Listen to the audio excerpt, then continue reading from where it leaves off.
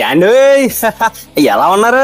మీకేంటండి బ్రహ్మాండంగా ఉండే ఉంటారా? ఓ పాలు మీ చెవిటి పాడేయండి. మీకోసం మంచి శుభవార్తోడు తెచ్చాను, అదేంటే మీకు చెప్పాలన్నమాట. తాతయ్య అమ్మమ్మ చిక్కల విష్ణు చక్రం గారు సత్యవేణి గారు ఆశీస్సులతో, తాతయ్య నానమ్మ శనివారపు వెంకటేశ్వరులు గారు సత్యవతి గారు, మరి అలాగే శనివారపు సతీష్ గారు నాగమణి గారు దంపతులు ఉన్నారు కదండి. వాళ్ళు ముద్దుల కూతురు స్నేహశ్రీ హల్దీ వేడుక రజస్వల వేడుక ఆహ్వానం అండి. ఇంతకీ ఎప్పుడు అంటారా? హల్దీ వేడుక మే 27వ తారీఖు మంగళవారం సాయంత్రం జరుగుతుందండి. రజస్వల వేడుక మే 28 బుధవారం జరుగుతుందండి.